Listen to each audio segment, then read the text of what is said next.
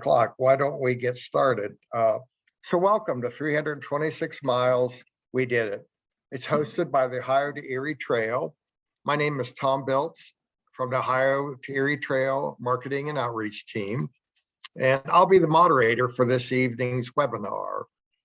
This will be sort of a discussion and a chat amongst these people, so it will be pretty enjoyable. I want to review ground rules for tonight's webinar. I placed everybody on mute to avoid distracting background noise. Your participation is important and questions are encouraged.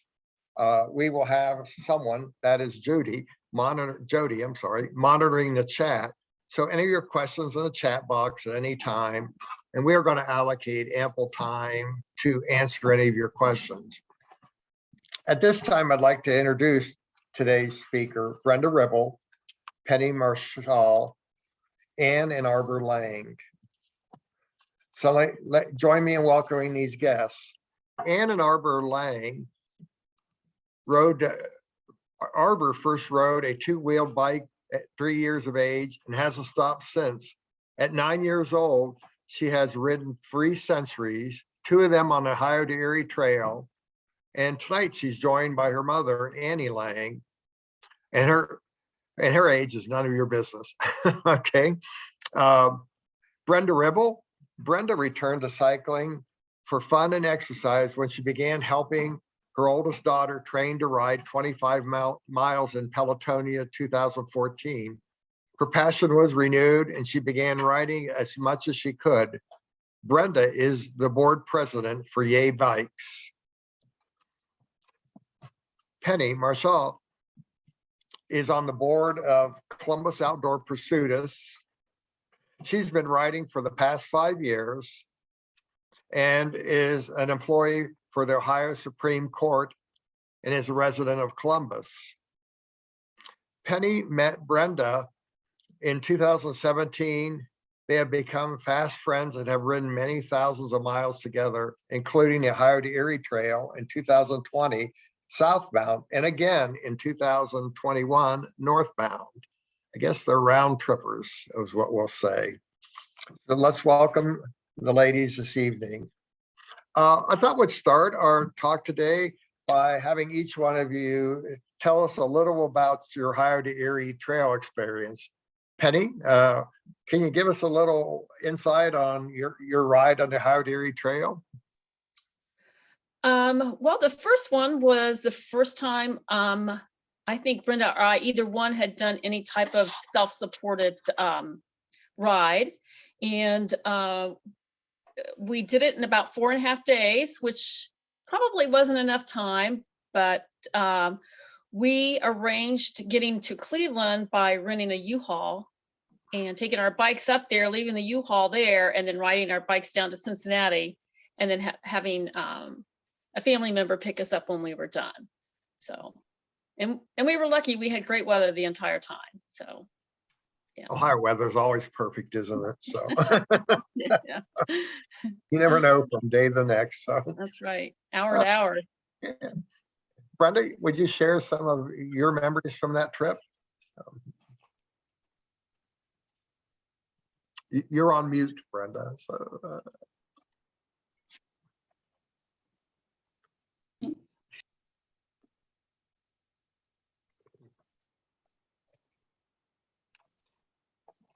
Oh, she doesn't realize she's on mute.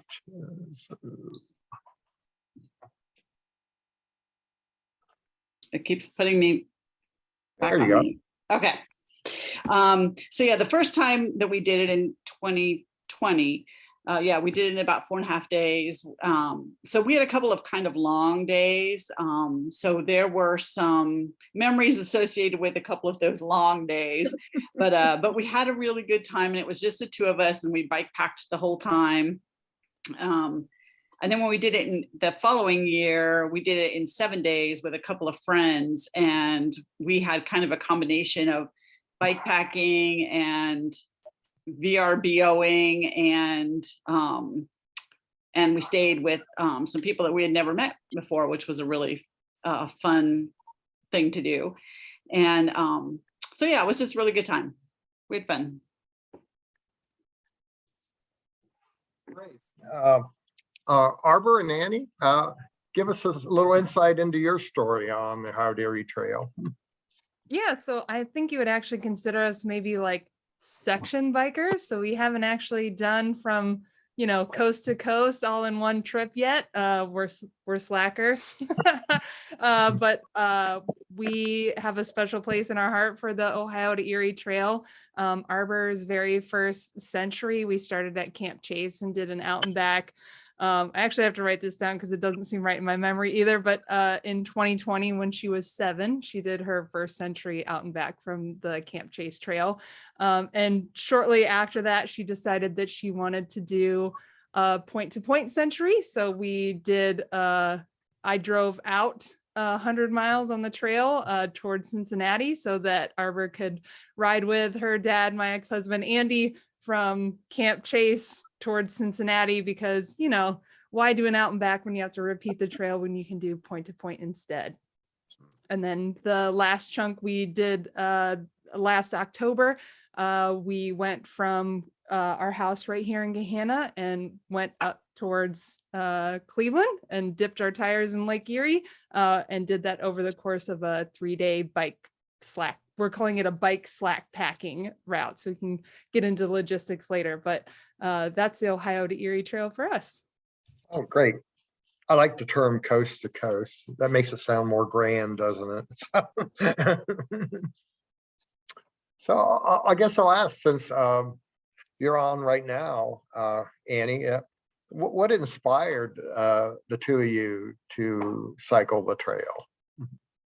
Yeah, and I think it's important to say all three of us. So a family, biking is a family adventure for us. So as far as like inspiring us to do it, it's really the sheer mileage that's available. So plenty of places have, 10 to 20 miles that you can cycle, but being able to move yourself such a far distance of your own accord and one continuous route it's thrilling. It's, it sounds simple, but to start one place and end up quite a different on using your own body power it's fascinating. And I would guess that if Arbor had to say what inspired her to do it, it would be ice cream.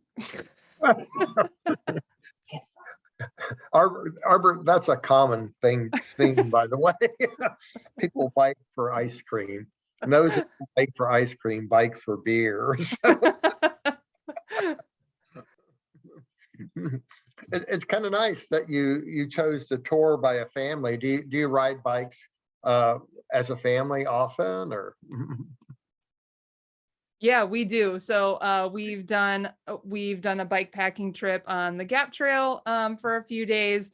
We did a 100-mile gravel grinder route up in Michigan. So we've just continued to make our adventures longer and longer, starting again from the time Arbor was 3 years old. She did her first 100K when she was 6. She did her first 50 miles when she was 5. So it's always been that some families watch football together. We go ride some miles. Great story to hear. Penny, how about you? What inspired you to get on your bike? I mean, after riding for only 5 years, I mean, two end-to-end Ohio to Erie rides is pretty impressive, I think. So, oh, you're on mute, Penny. Yep. There you Yeah, I get it. go. The joy of Zoom. Well, I rode back when I was in high school, which has been a while ago, and I always wanted to do toss serve. Never had the chance to do it. So every year I was raising kids and working, and every year I'd go, I need to do toss serve. And eventually the kids were finally grown and out of the house. And I was like, I was turning 60, and I thought, if I don't do it this year, I will never do it. So I went out. I didn't even have a bike anymore. I had to go get a bike. And I started training, and I did toss serve. And actually that's how I met Brenda, because we started going on some of the same rides. And so I did toss serve. And from there, I just found out that I still really loved bicycling. And so I haven't stopped. I just kept going and done a lot of other rides, and I just love it. Nice. Some people on here may not be familiar with Tosser, but Tosser is a Columbus Outdoor Pursuits, a ride that goes from Columbus to Portsmouth, Ohio. And you have the opportunity to go one way or two ways. So quite a ride, 100 miles, at least, I believe, right each way. So Brenda, so what inspired you to do the trail?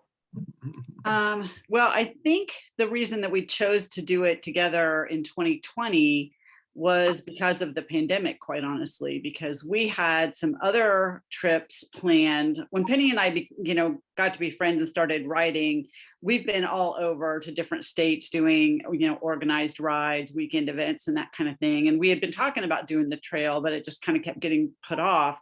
And then when the pandemic hit, and travel shut down and rides all got canceled, and then Pelotonia said you can do a ride your own event. So we used the 2020 ride for Pelotonia ride, and just decided that was going to be, we backpacked, so we didn't have to worry about staying in hotels for the pandemic. We felt safer doing that.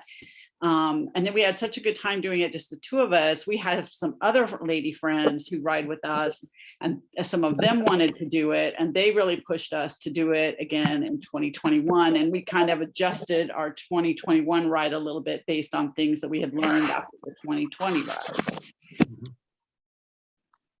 Okay.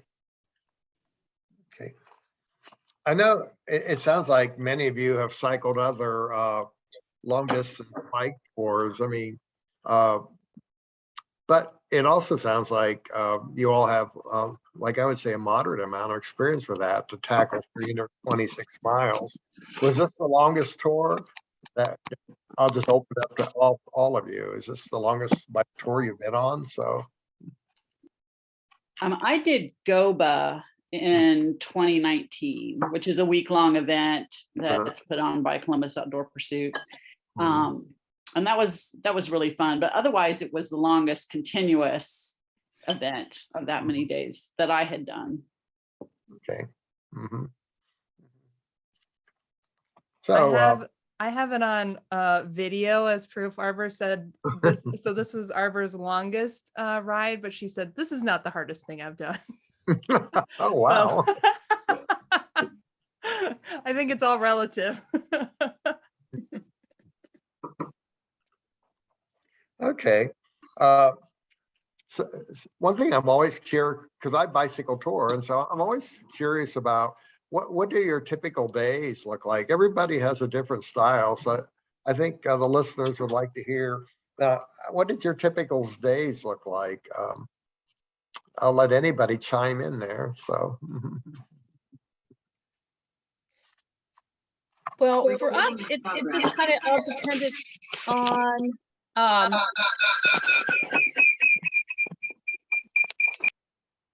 yeah, okay. It all depended on, like, okay, so the first one we did in 4.5 days. So it was like, get up, get packed, get moving. Because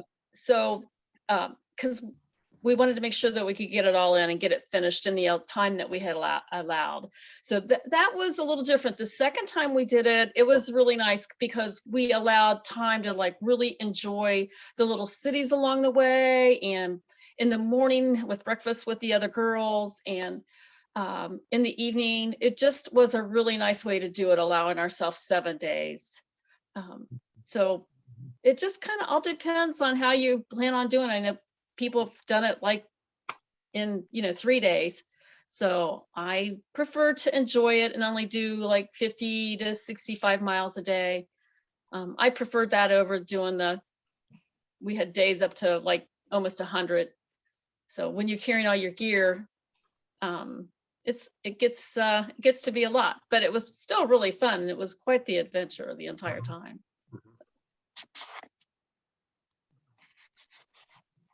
Anybody else have anything to add on that? So yeah, so when we went from Gahanna to Cleveland, it was 200 miles in a chunk, and we did it, like I mentioned earlier, we've been calling it bike slack packing. So we started, so Arbor and her dad started from our home in Gahanna, I drove out about 65 miles to the Kokosing campground in Howard, Ohio, and then rode my bike back towards Andy and Arbor. And then we all rode to our adventure van together, stayed at the campground. The next day we did about the same thing, about 70 miles or so.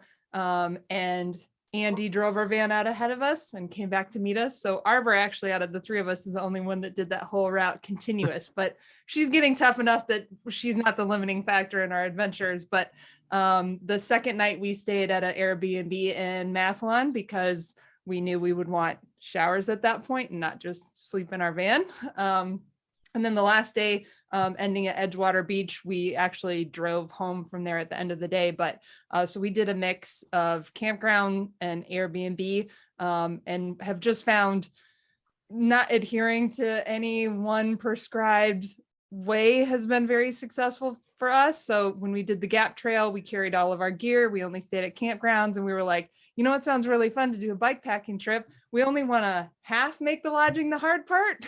We either want the miles to be hard or we want the lodging to be hard, not necessarily both. So we determined that either we would do shorter mile days and stay at a campground, or we would do longer days and stay at an Airbnb in the middle. So that ended up being the right fit for us. That's a style I like too. There's just something about having a soft bed in a hot shower instead of like 4 days of almost nothing, you know. So okay. So I think I have a good idea how many miles a day you cycled. I mean, it sounded like Arbor and Annie kind of did like a lot of miles, 100 miles the first time. The second time they settled on 50 to 60. Brenda and Penny, what's your opinion on what's a good number of miles to cycle in a given day? I think that probably depends on what a person is comfortable doing, but you can do it in 25-mile-a-day chunks, but it's just going to take you longer. But I think for us, like I think Penny mentioned, if we hit that 50 to 65 miles is kind of a sweet spot for us. I think last year when we did it, we had one day that was only like 25 miles, but that was the day we were going through Loveland, and we really wanted some time to enjoy Loveland because that's such a cute little town there. So we made sure we left some time to do that. But I think you can do a 50 to 60, 65 mile day and not have to get up at the crack at dawn and be done in time to get your tent pitched at night before it's super dark, and have time to stop and have a nice lunch and see things along the way. Okay. The crack of dawn is a preference thing for sure. I know as a person who's done many GOBAs, the zippers on the tent wake you up early in the morning. So for those who aren't on this call or aren't familiar, GOBA stands for Great Ohio Bicycle Adventure, a circular route in an area of Ohio that changes every year with 3 or 4 stops along the way. So what do you think the most difficult day was on your bike tour? I see Brenda smiling, so I'll call on her first. So I was going to let Penny answer that question. We have a really good memory from our first trip.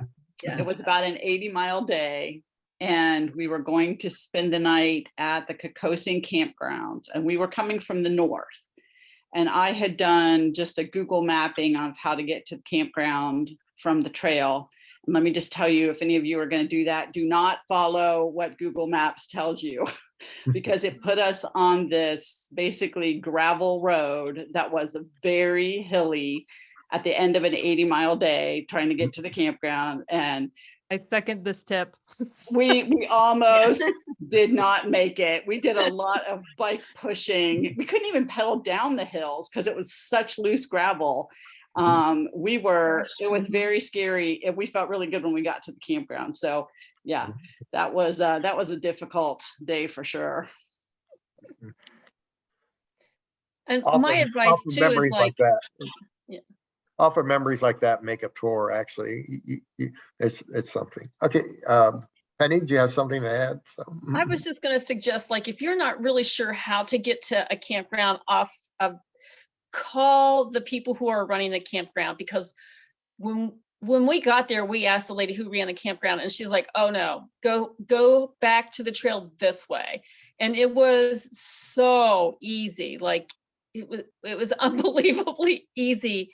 So that's what we did. So if you don't really know how to get somewhere, if you call and they're taking a lot of cyclists in, they're going to know the best way to get you into their campgrounds for sure. Mm-hmm.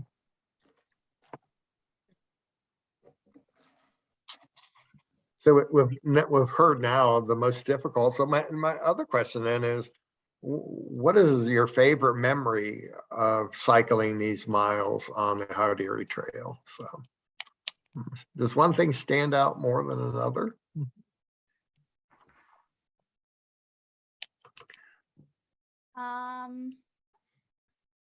For me and my mom, it's probably getting Orion in Cedarville. So Orion has a coffee shop in Cedarville that has like these great coffee milkshake things. So, you know, we're very sugar oriented. Arbor, I second you on that. I do like that place also. They have amazing breakfasts there too, by the way. So for those listening in Cedarville, there's a nice little coffee shop just about a block off the trail. So if you're riding the trail, make sure you stop. Any other? One of our great memories, I think, and Penny would agree, this was on last year's trip. We really wanted to spend the night in Cinderberg, and there was no place really to camp, or we couldn't really find a good place to stay in Cinderberg. So I just went out on a Facebook page for the Ohio to Erie Trail and said, hey, we're looking to stay in Cinderberg. Is there any place we can camp? Does anybody know? And I got a response back from a woman who said, hey, we have 5 acres. We're right off the trail. It's fenced. You know, you're welcome to stay with us. We didn't know this person at all. And we were kind of like, well, I don't know. What do we think about this? And then it turned out to get to her, it started raining when we left Sunbury, and it rained on us all the way from Sunbury to Cinderberg. And by the time we got there, we were soaking wet, and it was supposed to rain all night. And she and her husband, they were so nice. They said, please just come in and stay. And they dried our clothes. They fed us dinner. She cooked us a great breakfast the next day. We had the best time with them. And I heard a saying recently that strangers are friends you don't know yet. And that's kind of how we feel about them now. They were just so welcoming. And you know, I know that's a risk. And we all kind of sat around and said, we would kill our kids if they did something like this. But it was really the best memory. And they were just so wonderful. I will agree. Trail angels like that are very welcome. And I'm well familiar with Centerburg since I serve on that trail board of the Heart of Ohio Trail. And there are nice folks on all across the state of Ohio.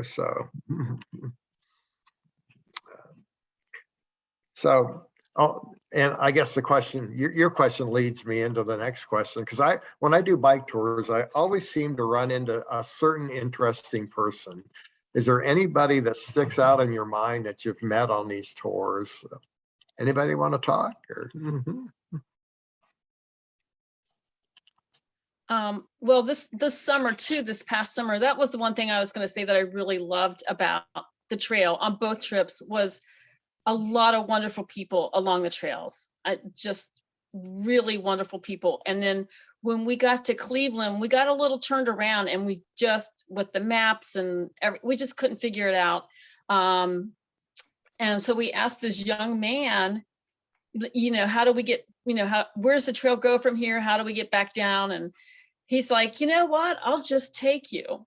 And we were out of his way, but he led us all the way down to the lake, because I don't know if we were just tired or what, but we just got turned around in Cleveland. So I think that was something really nice. I just think the people were really wonderful. Both trips, north and south. It was just an amazing experience. Mm-hmm. Those are both great stories of I think what a bike tour gives you is something that you can't get in an automobile necessarily, you know, on the interstate. And you do meet those people at the speed of a bike. So those are both great memories and stories. So now let's talk about what was your favorite places on the trail. In other words, okay, Amber, we know it's ice cream. So what ice cream place was your favorite? Mine is Wits in Mount Vernon. So any special place, restaurants, lodging or something? I have a few places that I wrote down. One of the places I really like if you're camping is the London campground that's right on the trail. Not only is that campground super, super nice, but they also have what they call a rinse station. And at the end of one of our 100-mile days, that rinse station was great. It's kind of like an outdoor shower, but it was really good. And then also the Trailside Cabins in Millersburg is a really nice place. And as far as food, the Everlasting Cup in Mount Vernon we like. And Loveland is really fun. And of course, Amy's Donuts on Georgesville Road too. Have to give them a little shout out. Anybody else have a favorite place?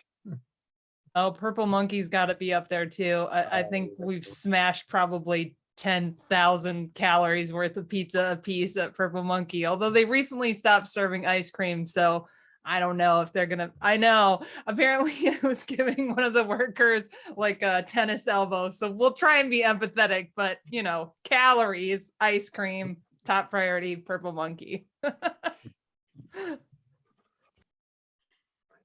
And to add to that, I actually think on our interactive map, we have a map layer for ice cream shops. So, so if you use the interactive map, you can find some ice cream shops. I also want to give a shout out to the Speedway in London. Somehow that's like in just the right spot. It's for a cold drink. So highly recommend that for slushies too.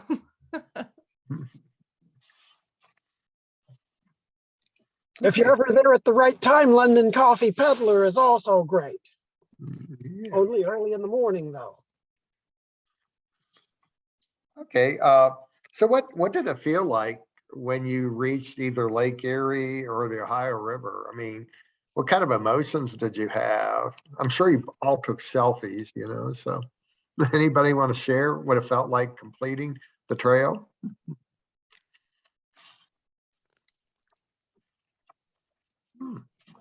Nothing special.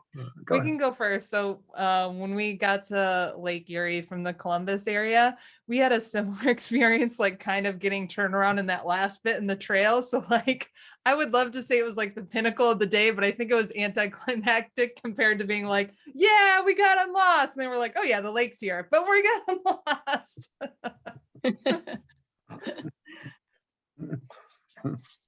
Yeah, there's nothing better than getting unlost. But sometimes the best adventures are when you are lost too. So I don't, our theory is always it's about the journey too. It's not just about getting there. It's about the journey and really enjoying it. So, and that's different for everybody, but I think that's the best way to do it. sure. I do have to say, when we got to Cincinnati the first year we rode, Penny's husband is a photographer. So he took a great shot of us with the bridge in the background. We're actually on a set of the maps with that picture. And we were just pretty much elated and kind of like, just kept saying, we really did that. We really rode across the whole state. It was kind of surreal and emotional, really. There's not many trails that you can ride across the whole state, and a decent sized state. So it is quite an accomplishment. So what advice would you give people who are considering biking this trail? I know we have a lot of people who show up on these webinars aren't sure they could do it or kind of uncertain what they're going to find. So what would you say to these folks, like, you know, how could you motivate them to get on their bike and ride?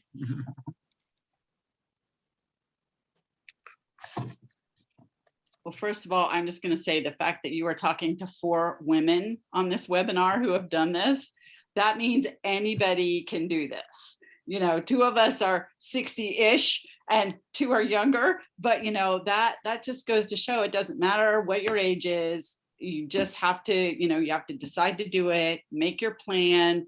You know, I think you need to be comfortable being able to ride at least 25 miles comfortably, because you ride 25 miles and you take a break, get off for a little bit, take a break, get a drink, relax under a tree for a little bit, get back on the bike, ride another 25 miles. And it's just really a series of 25-mile rides until you're done.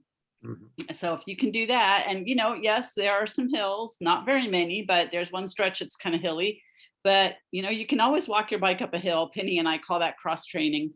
So that's okay. If you have to walk, you still get there.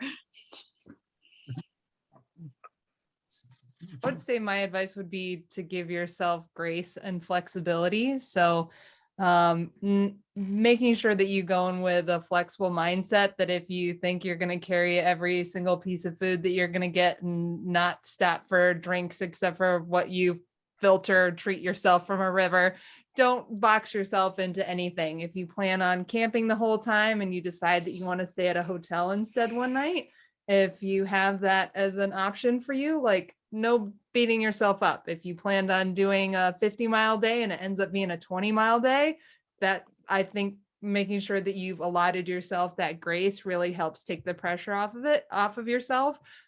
Make the hard thing the miles, not any additional stress that you're putting on yourself. So like, you know, Penny, you were talking about having done the first time in 4.5 days, maybe give yourself extra time, like from the get-go, because certainly you did it in 4.5 days. That's awesome. It would probably have felt nicer to have planned for maybe 6 days, just in case. But we found that especially riding with a young one, that if we hadn't planned on stopping, but we go by an ice cream shop that looks appetizing, we're going to stop. So I would say, you know, training certainly is a big part of it, preparing and just being ready to have a lot of time in the saddle, but also just being aware of what you need and what's going to make the trip more fun. I mean, we do this because it's fun. Even when it's on the hard days, we do it because it's fun. Yeah.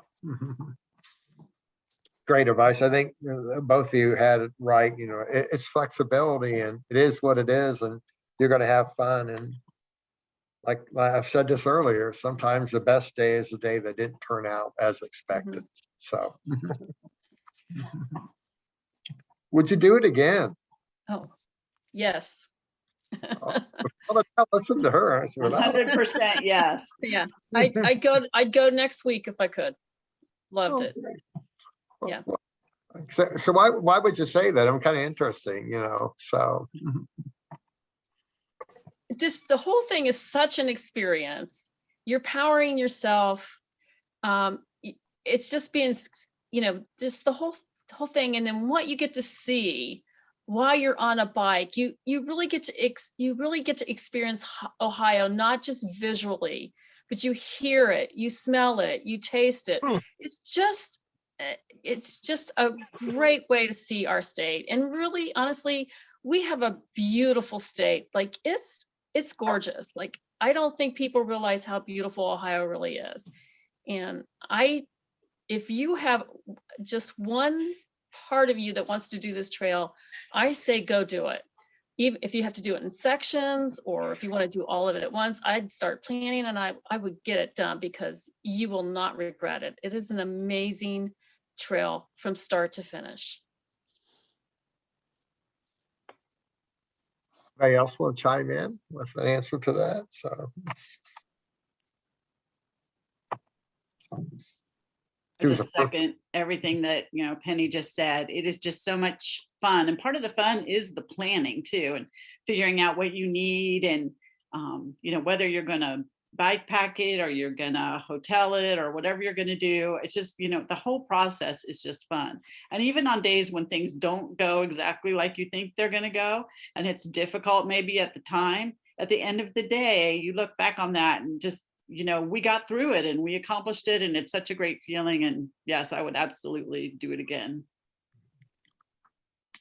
Great. I'd like to chime in a little bit. Penny, you mentioned something about doing it in sections. And my wife and I ride a tandem. And a few years ago, we did a section from, I can't remember the name of the park, but just north of Cincinnati, there's a large park, begins with the letter A, and I don't have it in front of me to get the name. But we Okay. rode to Loveland. And that was really nice. We turned around and rode back. So, we rode the section twice. And then 2 days later, we drove to Loveland, parked there, and then rode to Morrow. And then, of course, turned around and went back because that's where the minivan is. Tandems being kind of on the long side, you can't just rent a little car and have a place to put it. So in essence, we have, and then a couple of years later, we went to Morrow and rode to Xenia, turned around and went back. So it's, we get sections of it and it's different years. So this year we're signed up for the Moffat. So we're going to try to do the whole thing in what might be an epic ride, kind of like what you guys did, but we're going to wimp out and do the hotel thing. So we're looking forward to it. I will see you on that ride, and I wouldn't worry about it like I can't remember if it's Brenda or Penny. It's just 7 rides, 7-day rides, and you'll be treated very well. For those who aren't familiar on this call, the Moffat Memorial Ride is the Ohio to Erie Trail annual charity ride across the state of Ohio. It's 7 days across the trail, and you could go to our website, and it's limited to, I believe, 45 people. So our ride coordinator's on this Zoom, so if he has some comments, he'll probably put it in the chat. So, but actually, it's filling fast. I think Yeah. we have less than 10 spots. okay. And for those who are listening in, the trail that Steve mentioned from Avoca Park, which is the park he started at, up in through Loveland into Xenia, is a beautiful trail, the Ohio to Erie Trail. It's the Little Miami Scenic Trail, and it is truly a gem. So ladies, let's wrap this up. I'd like to ask you a final question is, so where are you headed next? What's your next adventure? I'm curious. So I know you're not staying home. Yeah, no. Well, Penny and I are going to Yellowstone this summer for 2 weeks. It's not all biking, but we do plan to do some biking while we're out there. I think probably next for us this year is to actually register and be in a gravel grinder race this year. So it has not worked out prior to this because of COVID or one reason or another, but I think doing her first official bike race is in the cards for this year. We'll see what it ends up being. Yeah. You put me to shame, Amber. So Jody, do we have any questions during this session that we need to answer? We've had a lot of questions, but we've also, answered them in the chat. So I put in a link about the Moffat ride. Mary Ellen asked where are the exact ends, at the river and at the lake. So I put the link to the interactive map. I would let Bob weigh in to see if he has anything to add. And they should know he's the brains behind our great maps. Yeah, this is Bob Meatonthal. If anybody has any specific questions, I know the Purple Monkey there was mentioned. Purple Monkey is in South Charleston. For those of you who don't know where that may be, very cool little place to stop. As far as the Moffat ride, this will be the 8th year. I think we're doing the Moffat ride. Started in 2014 with 7 of us when we were trying to figure out how to get from Cincinnati to Cleveland on the Ohio to Erie Trail when there wasn't really a map. And so that kind of convinced me that we needed to have a map. So we've been working on improving the map ever since.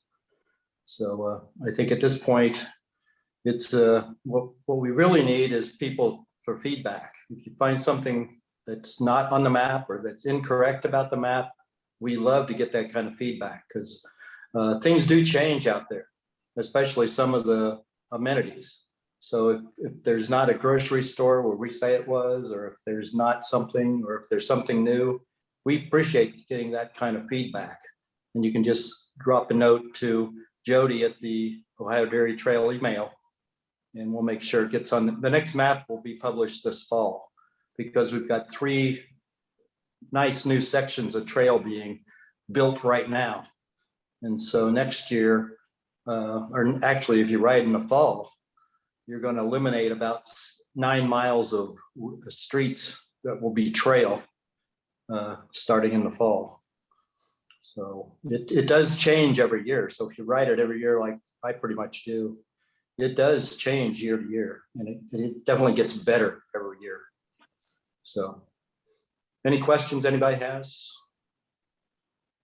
I see somebody posted on here about difficulty in Columbus following signs and crossing busy roads. And the signage is actually fairly good, I think, in Columbus, but I do have to say, if you are on Facebook and you follow any of the Facebook pages about this trail, if you post when you're coming through Columbus and you want an escort, if you ask, there are so many people in Columbus who would be happy to ride with you through town. Just need to ask. Yeah, they put more stenciling on the trails now. If you read the stenciling that's written on the trail, it says turn here, turn there. They aren't signs on posts. It's actually written on the trail itself. They need a little bit more signage out around the casino. I think a lot of people get confused out there, especially if you're coming south to north. Bob, I do have a question. Okay, just to give you some background, part of my ride prep and getting me inspired is I'll do the Google map thing and do the street view. I'll look at the trail. I'll do the satellite view. So kind of a little geeky about it. But I was kind of looking at the route coming out of Cleveland, going towards Avoca Park, as Tom mentioned. There's a section that goes along, like it goes right down the street. It's on Kellogg Avenue. Yeah, I guess that's right. Yeah, It doesn't look real great on the street view, but it might be a bit dated. And I'm looking for something that's more up to date. there's actually there's a trail. There's a bike lane painted on Kellogg Avenue. Oh, good. So there's an actual 4-foot bike lane, and there's some, and like I say, we'll be coming through there on Saturday morning, and there will probably be as many bikes as there are cars on that street on a Saturday morning. That is a very well cycled street in Cincinnati for a lot of people. So we'll just be a few of the many who will be out on that street on Saturday morning. Okay, great. Thank you. That makes me feel a lot better. Yeah, no, it's definitely marked as a bike lane. Yeah. Thanks. And actually by September, when we're coming, the new Beachmont connector should be finished, and we won't be going down Worcester Road or Worcester Pike.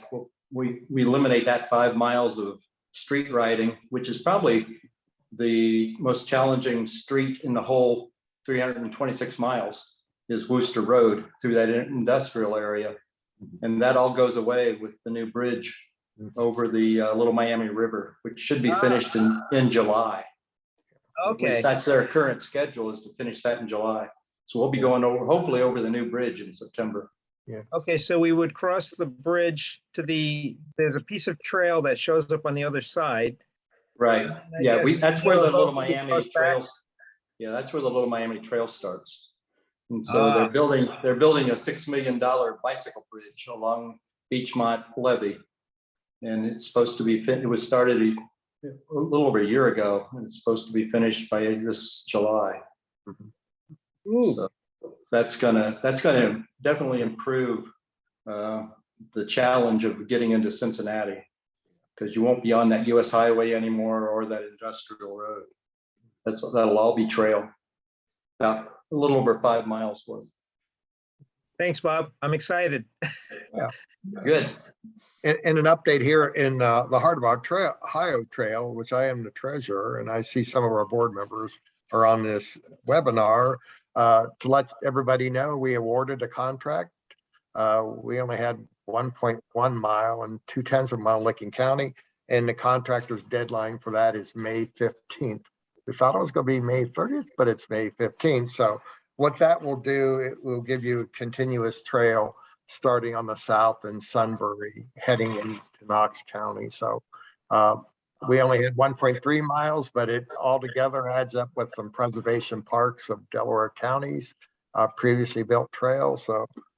So by the beginning of summer, you should have smooth sailing Columbus to Mount Vernon. So That's going to eliminate another 8 or 9 miles of county roads. Yeah. So it becomes a little more tree-lined bike trail instead of the hot sun out there in the middle of the cornfield. yeah. Does anybody have any questions that are on this? Feel free to unmute yourself and ask. So.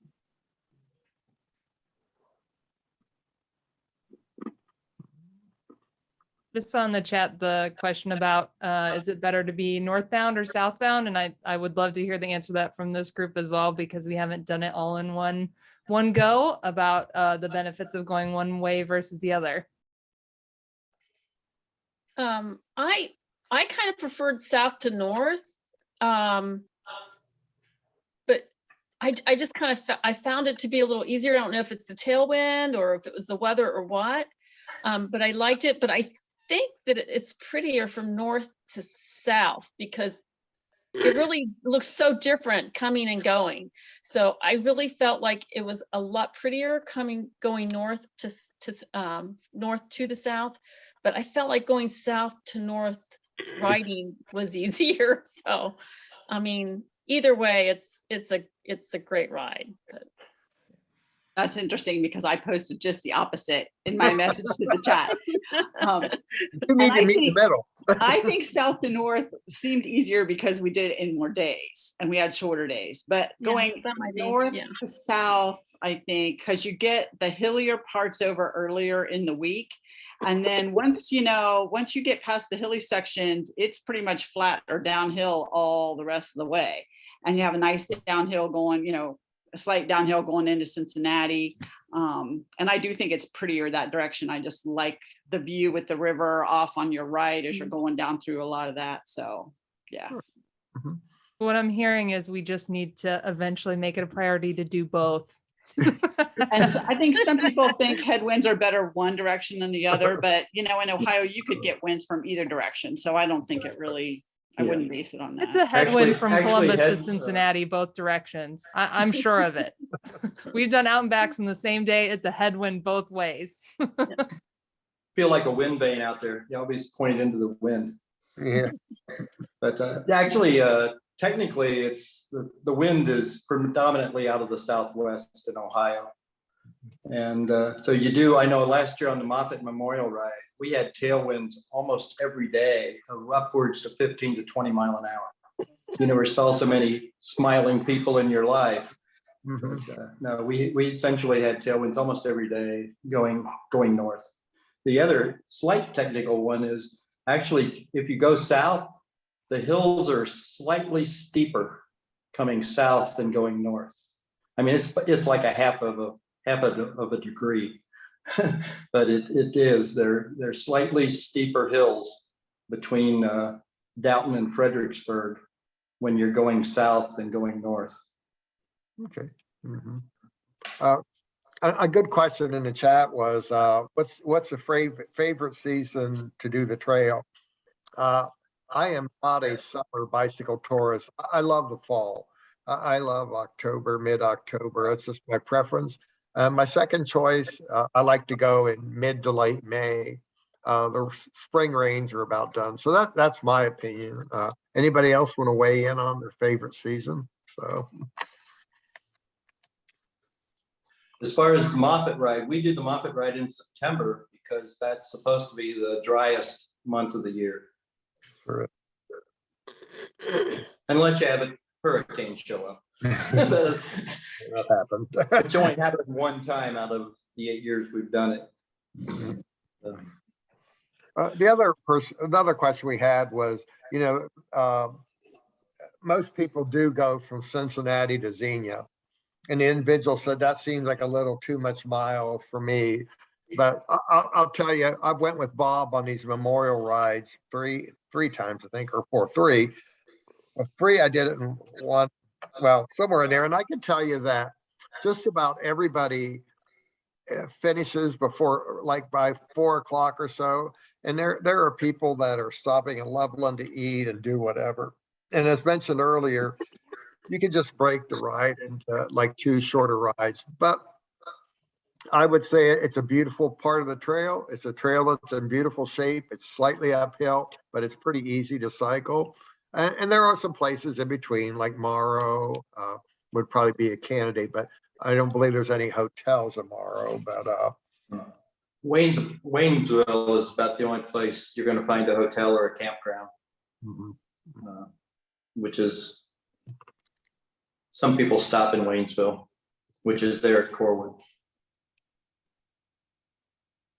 Somebody want to know if we know of local bike shops that rent bikes along the trail.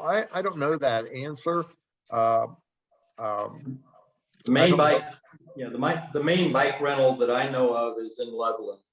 There's a bike rental there, and they actually, according to their website, they will do week-long rentals if you talk to them. Normally they're daily rentals, and they have all kinds of bikes. They have comfort bikes, they have road bikes, they have hybrids.